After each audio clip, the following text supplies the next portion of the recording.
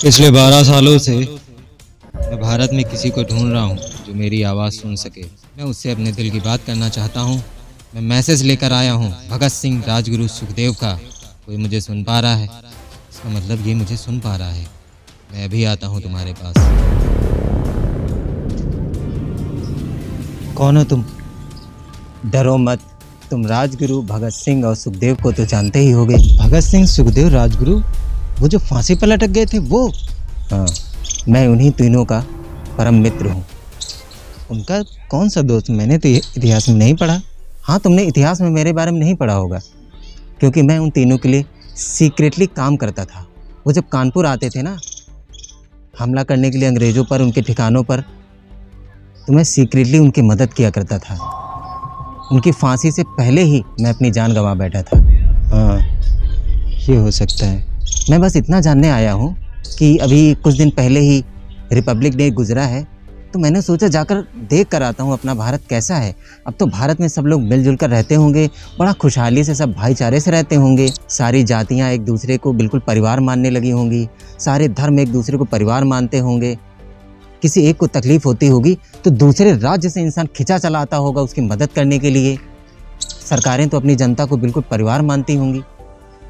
जब हम जैसे लोगों ने अपने देश के लिए जान दे दी, तो ये जो नेता हैं ये भी अपनी जनता के लिए प्राण न्यौछावर कर देते होंगे, अपने आप को बेच देते होंगे पब्लिक को खुश करने के लिए।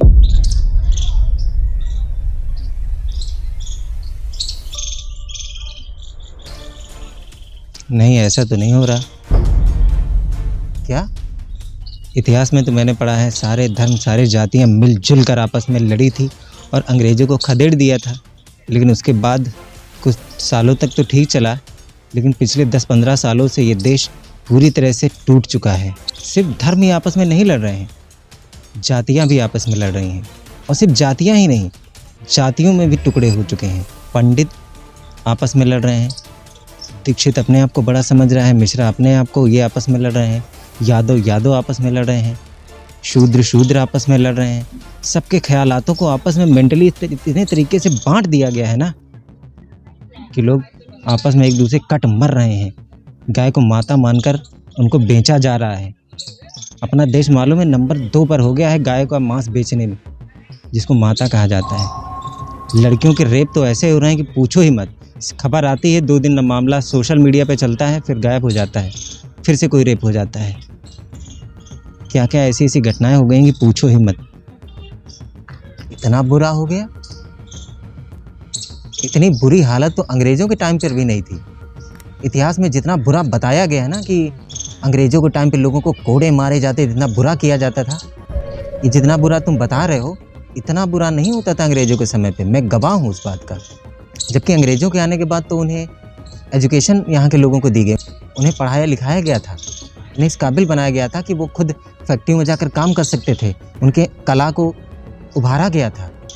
उससे पहले ऐसा यहाँ नहीं होता था। बहुत जाति प्रथा थी, सती प्रथा, पति के मरने के बाद उस औरत को जिंदा जला दिया जाता था, वो उन अंग्रेज़ों ने ख़त्म किया। बहुत सारे लोग इसका विरोध भी कर रहे थे, लेकिन हम जैसे देशभक्तों ने उस प्रथा का अंत होने दिया, वरना उस प्रथा का भी अंत नहीं हो पाता। यहीं के कुछ लोग नहीं चाहते थे कि सती प्रथा जैसी चीज़ों का खंडन हो। प्रथम पुत्र गंगा में दान। किसी शूद्र के घर पहला बच्चा अगर लड़का पैदा होता था तो उसकी माँ खुशी खुशी नदी में फेंक देती थी, क्योंकि ये परंपरा का हिस्सा बनाकर उनके दिमाग में ठूंसा गया था। फिर से यही हो रहा है, फिर से जातिवाद हो रहा है। जैसे कि तुम बता रहे हो, सारे धर्म आपस में लड़ रहे हैं, सारे जातियाँ आपस में लड़ रही हैं, जातियों के अंदर भी सब आपस में लड़ रही है। ये क्या हो रहा है?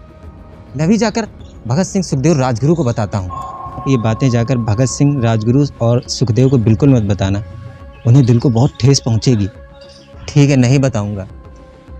मैं कुछ दिन तुम्हारे साथ इस धरती पर रहूँगा और अपनी आँखों से देखूँगा कि असल में हो क्या क्या रहा है। हम सब की कुर्बानियाँ इसका मतलब बर्बाद चली गई।